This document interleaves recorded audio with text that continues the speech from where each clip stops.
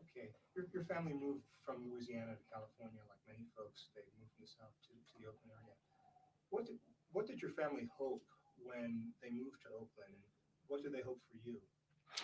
My family moved from Louisiana to Oakland primarily seeking a better life. My father was a farmer in Louisiana and a preacher, and my f- he moved out to the Bay Area in order to work in the shipping yards.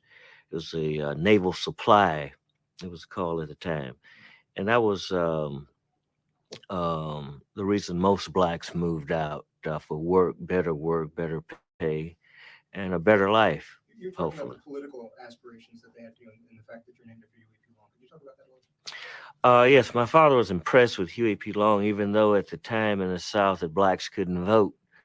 That Huey P. Long was created the first black hospital and medical school.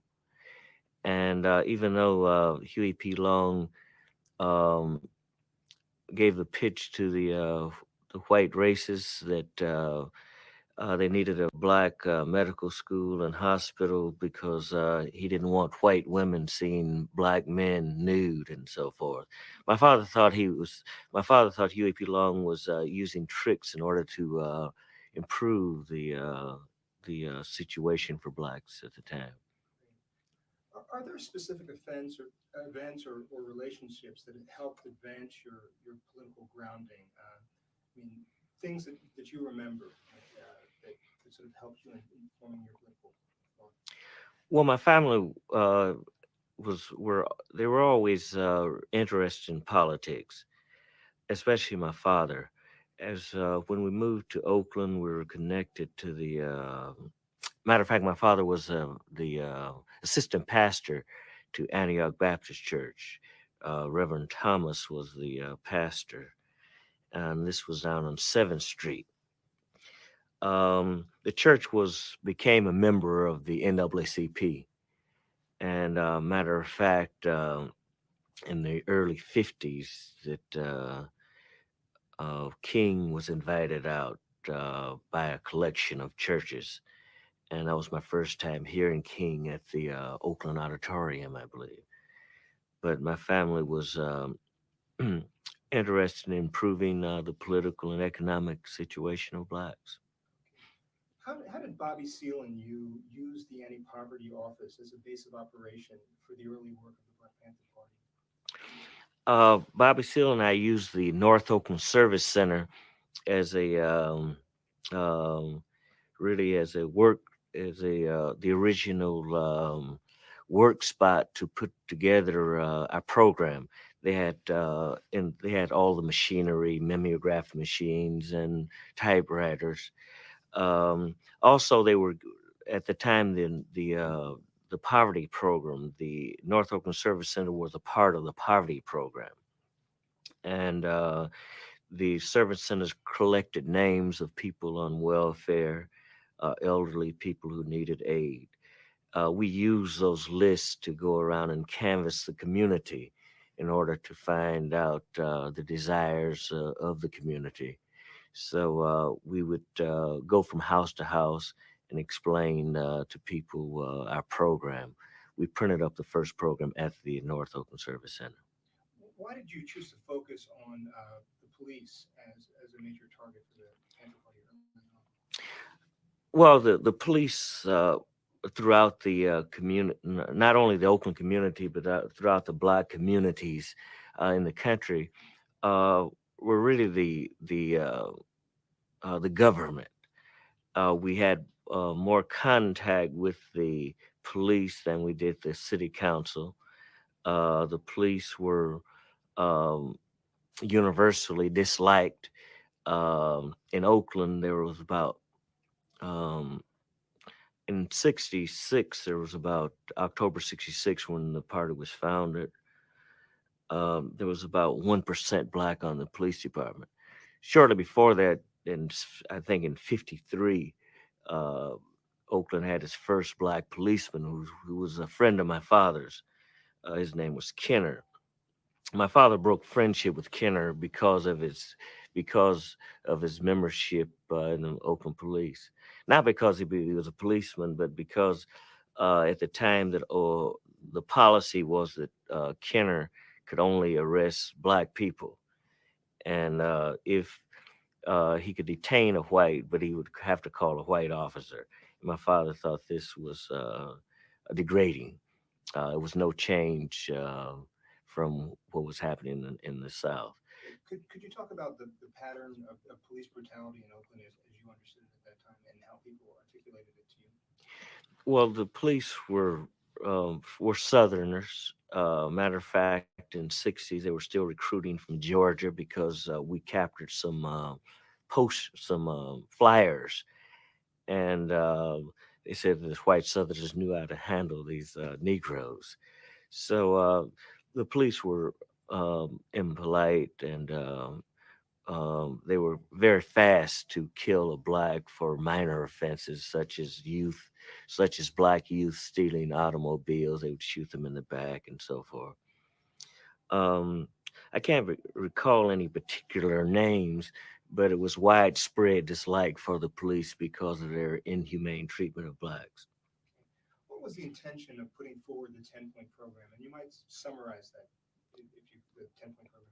Well, the 10-point program uh, tried to identify the basic needs and aspirations of black people. We within the 10-point program, we came up with basically we needed education, we needed decent housing, we wanted fair treatments in the court, we wanted medical care. Um, uh, we wanted the availability for food and clothing for blacks and full employment. So the program was a comprehensive program to really lay down a blueprint for community development. Okay. And could you talk about, was there any relationship with the Nation of Islam? And could you talk about your experiences with the Nation of Islam and how that affected the 10-point program's shaping?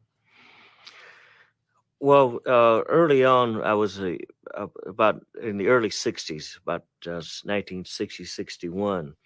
I had started Oakland City College. At Oakland City College, I was a member, instrumental in creating the Afro American Association. The Afro American Association was led by Donald Wharton, and the program was a cultural program um, to institute ethnic studies, African studies, and Afro American studies.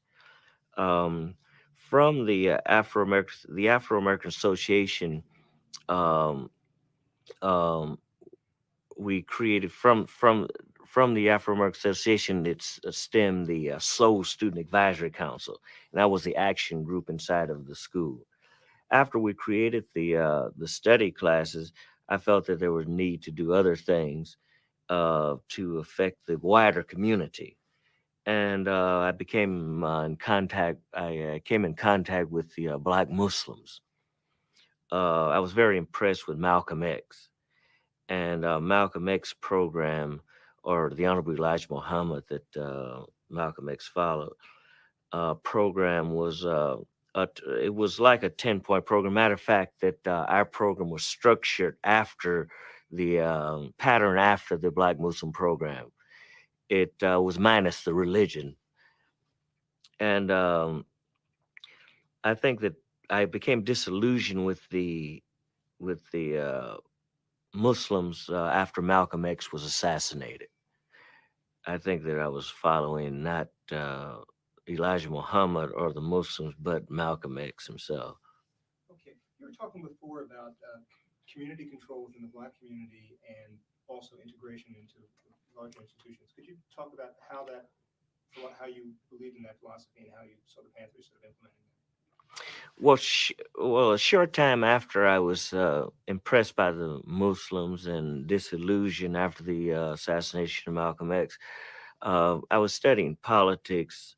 Um, and I became interested in progressive labor and social workers party. Um, at that time, it was during the period of African liberation.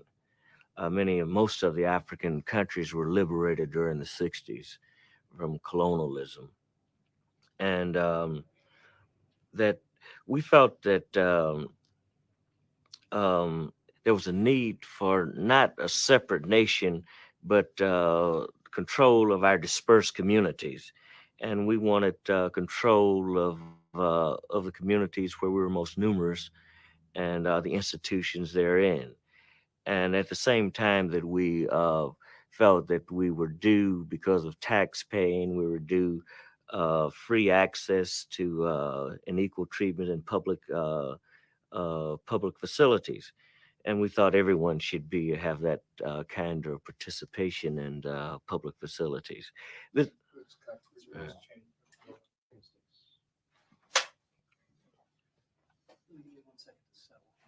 Second sticks.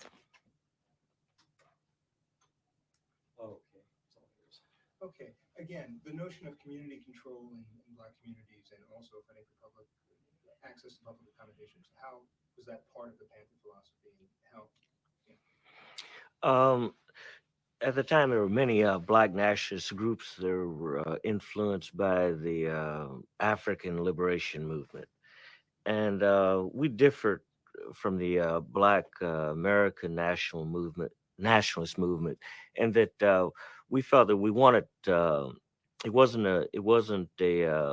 our goal for segregation or integration. Really, we wanted control of the institutions in our community where we were most numerous, and at the same time that we thought that we would we were due public to access to public institutions on an equal basis. And we thought everyone should be able to equally participate in public institutions. I think that as I remember back, I was influenced by the situation and the conditions in China, in the People's Republic of China, where there were many minority groups. I think the Huns are the majority group. Um, all of the in the areas uh, of the minority ethnic groups, the Chinese this ethnic minority controlled its community, but yet they had full access to the public facilities. So I thought that if it could work there, it could work here.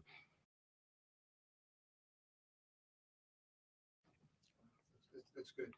Could you talk about you've done it a little bit, but talk about the original vision of the Black Panther Party. Did you see it as a local organization or as a revolutionary organization? What in the beginning when you and Bobby Seale were first talking? No, I thought that it would be a national organization. I thought that with our when blacks Could you across the country. just start that again and rephrase the All Black right, Panther Party? all right. The Black Panther Party um, um, felt that we would quickly become a national organization when blacks across the country saw what we were doing in Oakland by driving out what we call the oppressive army of police, and controlling our community, the institutions in the community. We felt that the government's next move would be to bring in a National Guard to recapture these institutions, and this would connect us to the international movement of uh, of the workers' movement, the international proletarian movement, such as what's happening in the in Cuba, um, and we're very impressed by the Cuban Revolution. And at the time of the creation of the Black Panther Party, I was introduced to Marxism, and I think I had read a book called the Imperial Materialism and Empirical Criticism, and by Ivy Lenin. And at that time, that it was pointed out that there are many contradictory social forces, and if you knew what to increase or decrease at a particular time, that you could cause a transformation.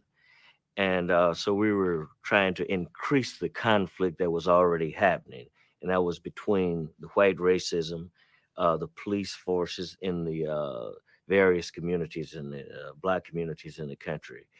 And we felt that we would take the conflict to a so high a level that some change had to come. Okay. Something very specific. The action to gain a traffic light in front of Santa Fe Grammar School, it was fairly dramatic. Could you just describe what happened, how that changed, and how you went about trying to do that? And also the use of theater, I mean, and drama as a way, and symbolic gestures in terms of political political acts. Yes, I went to Santa Fe Elementary School in North Oakland, and while I was there, that many children were hit by cars and so forth. There was no traffic light in front of the school. There's a very busy street, Market Street, crossing the school. Um, so one of the first action of the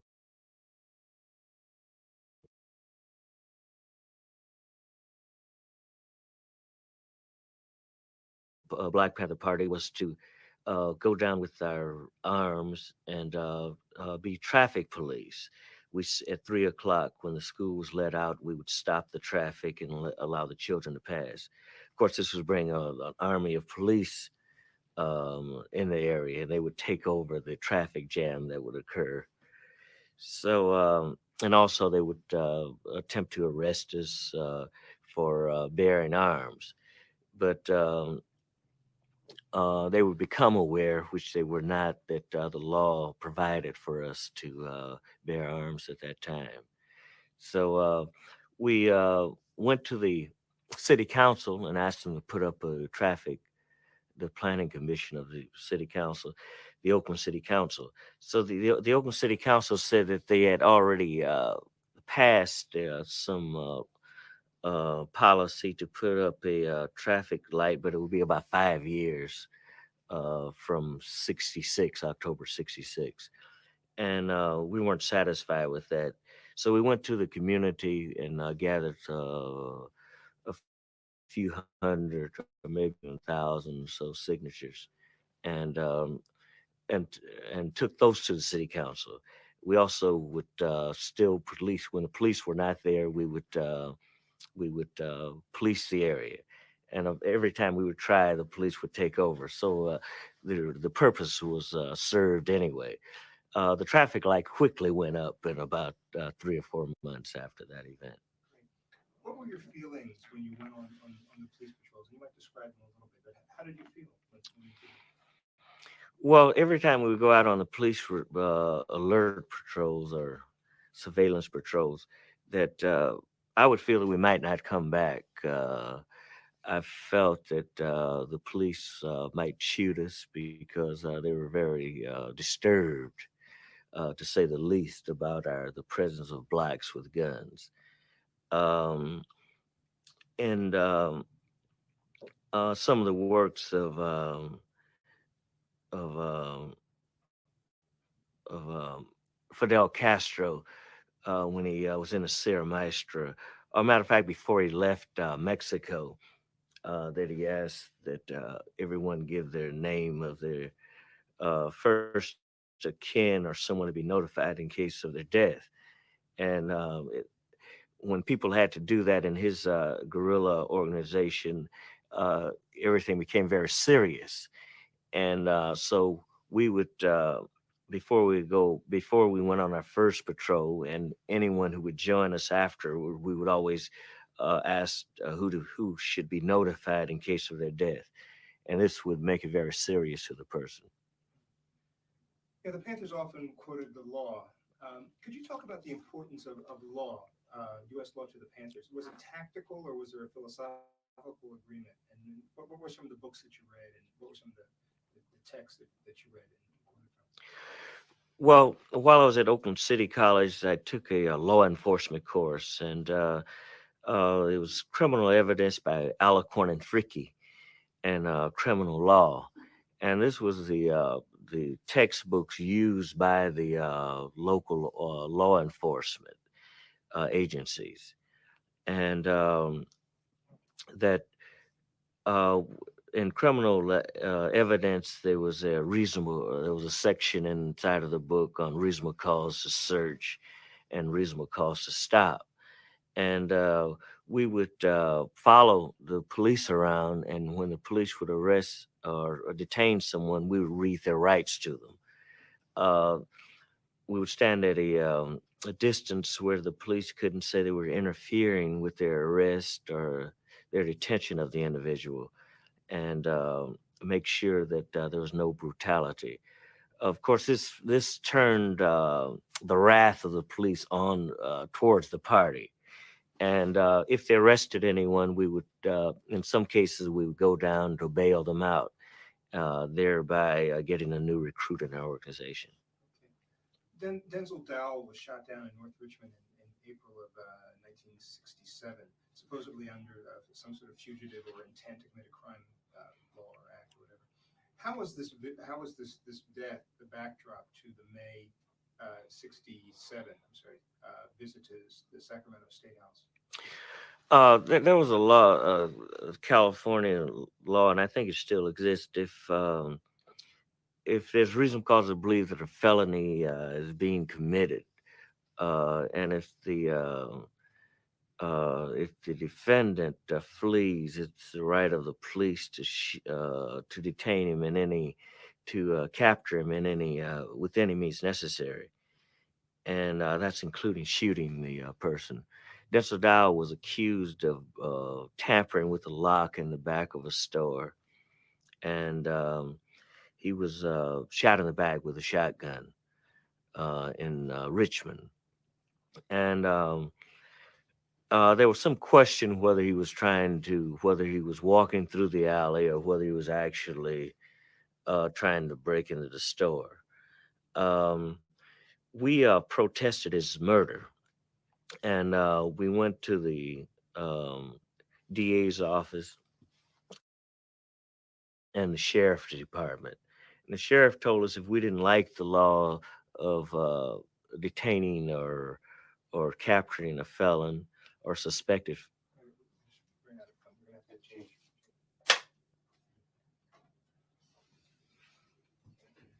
Sir, you're okay on camera now. Is that right? No, I'm fine. Okay, again, the death of Denzel Dow in North Richmond became a motivating reason to go to Sacramento. Could you just talk about that and talk us through that? Yeah, Denzel Dow was killed there in Richmond by the police and for allegedly tampering with the lock in the back of a store. And that we talked to the district attorney about his being shot in the back, and we talked to the sheriff, and they both claim that it was a justifiable shooting because if anyone is suspected of a felony and he tries to flee, then he could be detained or captured, uh, apprehended anyway by any means necessary, including murdering the person. And if the sheriffs told us if we wanted those laws changed, we could go to Sacramento to change the law. And that's we said that we would go to Sacramento and talk to the legislature. Okay. Why were the draft riots in October of '67? Why were they significant in terms of a changing approach of the white left? And what are some of your personal memories of the draft riots? Um, I went to the Oakland Induction Center where there was a march going on, and against the recruiting of soldiers for Vietnam, and the police moved in and started to beat the demonstrators. And I heard some of the white progressives say that we need guns. And of course, we had concluded that before we weren't armed at this particular meeting. Matter of fact, I think it was only Bobby and I who went down This was shortly after the party was created. And um, matter of fact, after that event, that we had a closer relationship with the white progressives in the area. At that time, we called them white radicals. Okay. Um, what happened that night in October of 1967, the night you were shot, Officer Fry was killed, and you were arrested? Could you just talk us through that? Um, I had been to a party meeting, and we after the meeting broke up, I went down on Seventh Street, which was an all night spot for food. And as I drove down, that I noticed police following me, and finally the police stopped me on Seventh and I think Seventh and Willow, and um, the police came around to my car, and there was a backup. So there were two police cars, and so the police. I don't know whether he followed me because he had discovered who I was, but he asked my name. I gave him my name, and he told me to get out of the car. I asked the police, was there any reasonable cause to stop me? And he just said, get out of the. He just repeated, get out of the car. As I got out of my car, that I took my book with me. There was a passenger who also was a party member, riding in the car also. And as I started to walk, the police then told me to walk back to his car. And as I walked back to the car, I turned around and started to read the reasonable cause to stop law from my law book, Alicorn and Frickley. And the police then um, told me that, well, he had every right to stop me and to go to the car. And I continued to read, and he pulled his revolver and shot me. Um, I was wounded in the stomach, and there was a lot of gunfire. When I was shot, I became unconscious. Um, there was many people on the street at the time. One police officer was killed. Um, it was finally concluded that, by my attorneys anyway, that he was killed by a shot from his back by the second police officer. The second police officer also shot. He was shot about 5 times, and the first police officer about 3 times. At the time that I was not armed, the police officer, the pathologist discovered that the police was shot by his own weapon. How did you get to the hospital? According to the police reports, I commandeered a car and kidnapped the driver in order for him to take me to the hospital. I don't remember doing this. There was a one Odell Lee who, no, Ross. His name was Ross. I'm sorry. Who drove me to the hospital. It was discovered in his latter testimony. He gave a number of conflicting testimonies that I did get into his car and he drove me to the hospital. But before I got before I arrived at the hospital, I became unconscious. And then what happened? My next recollection was or my conscious uh, was that the police were beating me on the gurney that the doctors were preparing me for surgery. Matter of fact, I became the one of my hands was um, the nerves were gone and in my left hand, and the police were spitting on me and so forth. There was a picture taken by some of the reporters who barged into the emergency room, and the police beat the reporters also. But one reporter got away with one picture. that showed that I was shackled on the gurney, and while the police said they beat me because I was struggling with them. Okay. You're going to jump ahead a little bit. How did your arrest after? Uh, how did your arrest affect the party? I mean, now they're leaders in prison, and how were you able to communicate while you were in jail? Well, when I was arrested, the I was taken to Kaiser Hospital. I was transferred from Kaiser Hospital to Highland Hospital, and uh, as soon as this was October, it was near Christmas time. I became conscious with um, a local disc jockey um, dedicating a song to me, and the Beverly Ax. Well, first I was Beverly Axelrod came to the attorney. Was at that time was Eldridge Cleaver's girlfriend. Came to the hospital and discussed with me a support group and a fundraising group in order to defend me. I communicated with the party through the attorneys. Before I went to before I was held for murder in the first degree, um, I was shipped to not to the county jail but to San Quentin prison, and I was put on death row there.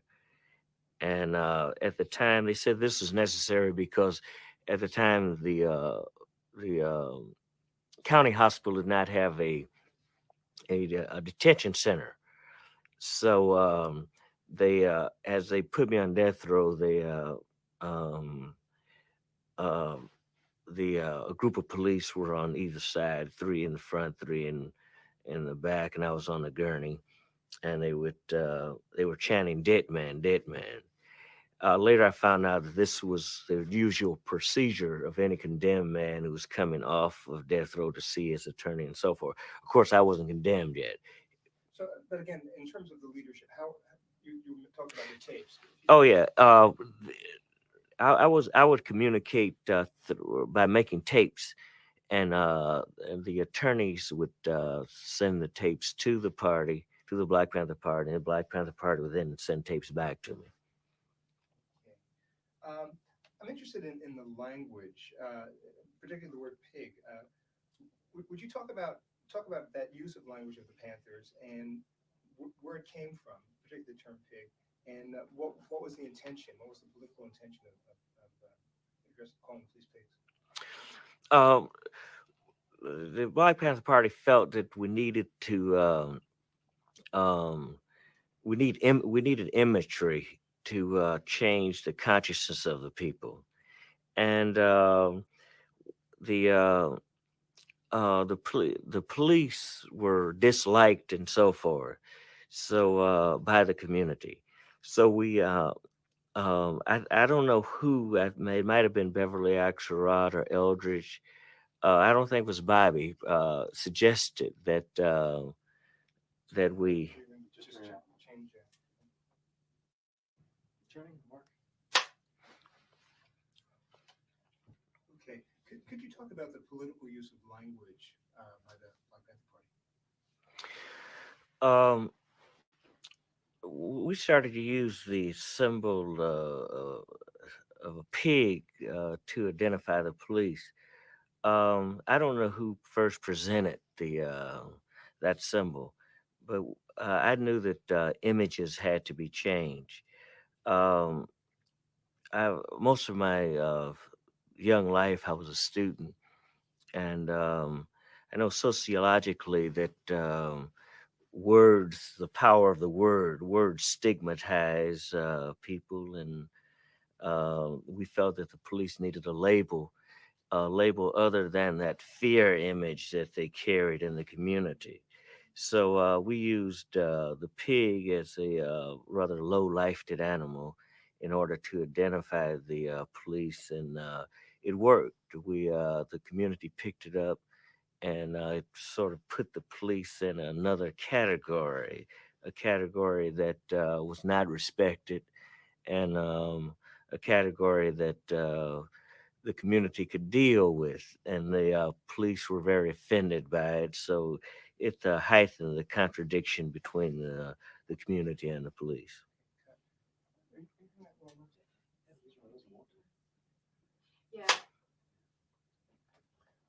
Okay, and let's continue with this sort of talk about language and the decision not to use certain words. Um, During the free speech movement led by Mario Savio, uh, it later grew into it was corrupted into a dirty word movement. Um, Matter of fact, in my autobiography, Revolutionary Suicide, I made a great mistake of criticizing Savio for this, but really had nothing to do with it. Eldridge Cleaver was impressed with the dirty word movement, and this influenced Bobby Seale. I was always against the use of dirty words because it didn't recruit anyone while it alienated other people. Many of the churches across the country allowed us to use their facilities for the Breakfast for Children program. Matter of fact, at the time, we were feeding about 75,000 children a day. And they eventually put us out of, they wouldn't let us use their facilities because of the profanity. Um, I think that led into the contradiction that in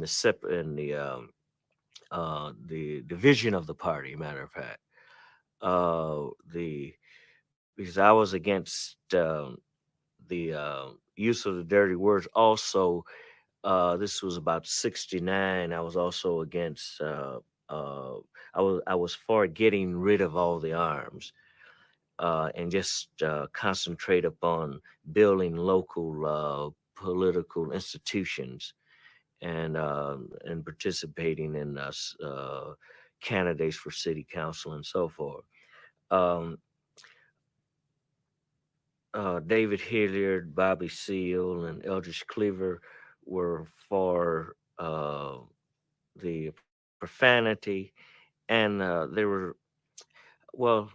I don't know about Bobby Seale, but I felt that David Hilliard was leaning towards Eldridge Cleaver.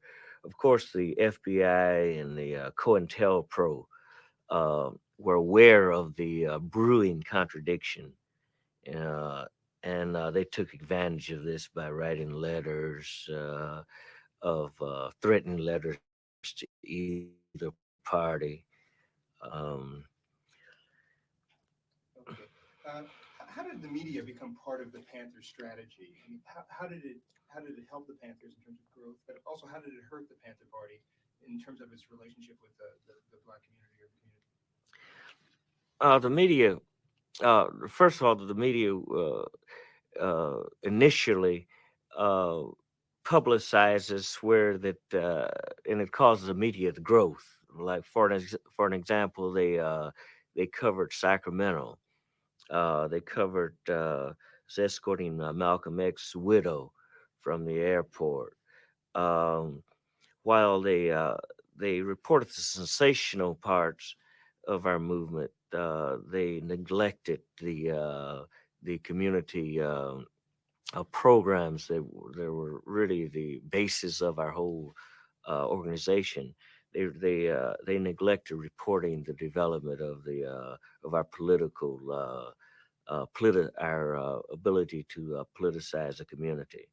Um, Also, the party grew much too rapidly because many of the young people were very enthusiastic about the guns and about the berets, but they knew little about the community programs that were really our reason for existing. Okay. What possibilities did you see in the merger with the SNCC leadership, particularly merging with Carmichael, bringing Carmichael in? And How did you feel about Carmichael's strong nationalist stance, particularly at that February '68 birthday rally, Free Huey birthday rally? Um, well, first I had a lot of respect for Rap Brown and Stokely Carmichael. Snick carried the national and international support, and I felt that Stokely Carmichael could and the Snick organization could better lead the Black Panther Party than even um, um, the executives in the party. Also, I thought it would be a good um, example set of Black unity and not attempting to compete for the center stage. Um, at the time of the birthday party, Snick was in a great transition period, and we felt that we could sway Carmichael's political stance with our popularity throughout the community. So we weren't um, too afraid of his posture on separation.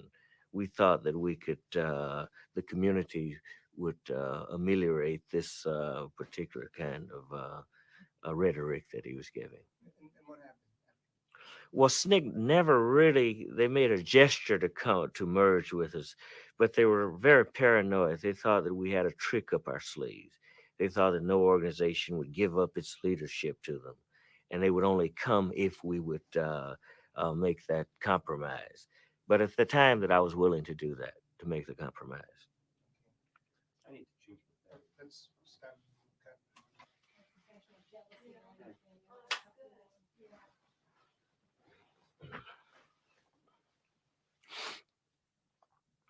Okay. Okay, it's all yours.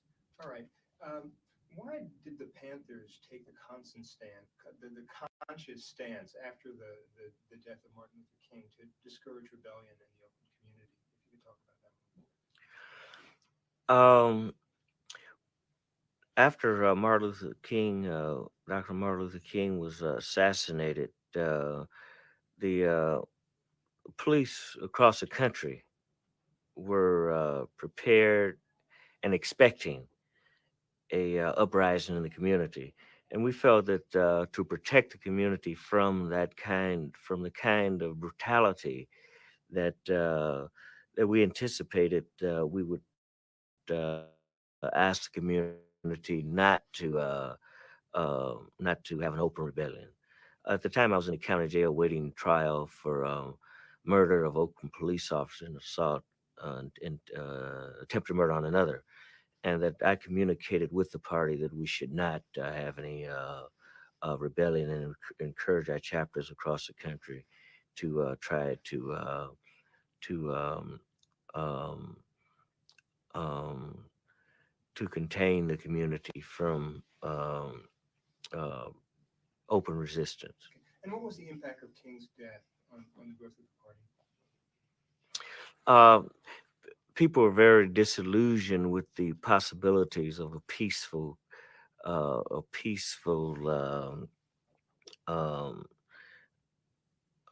transformation to civil rights and equality, and uh, universally they were disillusioned then with the civil rights movement.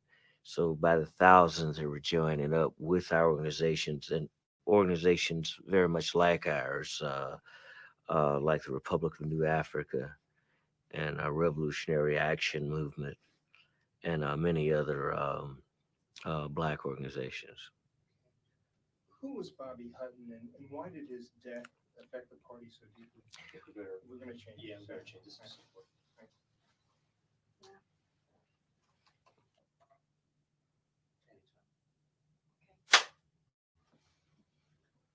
Okay. Who was Bobby Hutton, and why did his death affect the party so deeply? Um, Bobby Hutton was first member of the Black Panther Party. He was recruited at the North Oakland Service Center in October '66. I believe he was 15 at the time. He was our first recruit, and we made him treasurer. And he was like my little brother that I never had, and he was the inspiration of the party because the party was very youth oriented. And while he worked at the North Oakland Service Center, we tutored him and politicized him. And until he was killed, that I really couldn't imagine, not really imagine, any of our party members being murdered, even though that I knew that that risk took place. I was in the county jail at the time of his murder. This was the day that Martin Luther King was assassinated. And after he was killed, and it was like that. I felt that anyone in the party, I felt the party vulnerable. So he was very loved as a youth in the party and as our first member. Okay. Could you talk about how did the food programs and the later the survival programs fit within the Panther philosophy? Just talk about their place within the program. Well, the the food program and the escorting the elderly to the to pick up their checks so they weren't mugged, giving care to them was the basis of our program. Our 10-point program uh, was aimed at creating institutions in the community that really serve the community. And so these were alternative institutions that served, while those institutions that were supposed to answer most of the desires of the people in the community um, did not do it. So the food program, the housing program was to answer really the need of to answer the need for a developing community. Okay. How did the Panthers come about the communal lifestyle and I mean the style of the Panthers, the way they lived and the way they dressed, the way they ate? How did they come about that? Again, that I was very impressed with the Chinese Revolution and the Cultural Revolution that was going on in China at the time. And Mao Zedong, who was the chairman of the Communist Party in China, uh, was experimenting with communal eating and communal living. This served us well because it was so difficult. Housing was so difficult in our community. So we felt if we pooled together, that this would answer that question, especially for the core of the party. Okay. And where did you see the Black Panther Party headed by the end of '68? At that point, you're in prison. You've been convicted. Seal is under indictment. Uh, Cleaver is out of the country. What did you think? What did you think was going to happen? Well, again, that I wanted to emphasize uh, the community development aspect of the party. We were at the time that we were just creating a. We were planning our creation of a community school. Um, we were having busing programs to prisons where we would pick up community people and take them to the various penal institutions. Um, I felt that we should turn away from the arms because too much had been made of them, and I thought that the arms had served their purpose as far as being a catalyst to gain enthusiasm of the community. But what did you think was going to happen? Were you aware that the federal government was on the Panthers' tail at that point? Oh yeah, I was very well aware of that. Was one of the that was one of the reasons that we didn't want the uh, we were I'm sorry, if you could just rephrase all it. right, all right, all right. Um, During the period of 68, 69, the federal government had declared all out war on the party. And they were breaking into headquarters across the chapters, breaking into chapter headquarters across the country and filming weapons and saying that, look, they have guns. It was never mentioned that the guns were legal weapons. They were doing everything to make the community afraid of the party, and of course, you can't organize when people are afraid of you.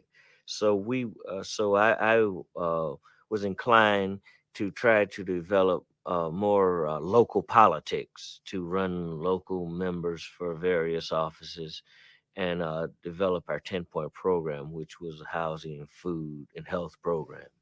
Okay, and I'm just going to go back over two questions briefly.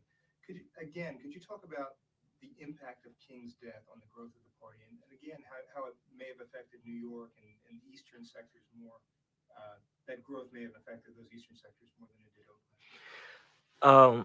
When Dr. Martin Luther King was assassinated, people became disillusioned, especially the youth, very disillusioned with the old civil rights movement. They felt that it wouldn't work, that it was proved that it wouldn't work by the assassination of Martin Luther King. And as a consequence, the growth was very heavy in especially all over, but even more so, is more prominent in on the East Coast. And it's probably because conditions on the East Coast, living conditions, survival conditions, were much more um, dreadful than even on the West Coast here, where the weather is much better. Okay, and just the last question again is the use of profanity.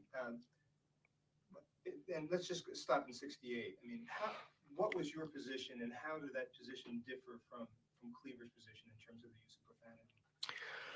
Um, Eldridge Cleaver was influenced by the dirty word movement that grew out of Mario Savio's free speech movement. And the dirty word movement, um, I didn't feel that in the black community that it recruited anyone, it alienated people. For instance, in many churches that allowed us to use their facilities for breakfast for children program, we were ousted because of the profanity that was used by Eldridge Cleaver, and later Bobby Seale and David Hidiot followed this. They were impressed with it, and I was against it. And matter of fact, that started to brew a dissension in the party. Okay, that's great. You know, how you communicated with Fred Hampton and where you saw Take him it. rising and why he was such an effective Do we have it here? leader. Okay. And returning? Could, Hang on could, just one second. sure. Okay. Could you talk about Fred Hampton and why he was such an effective leader and his rise within the party? Um, Fred Hampton was a very charismatic orator, and I think what's even more important that he had early training with the Southern Christian Leadership Council.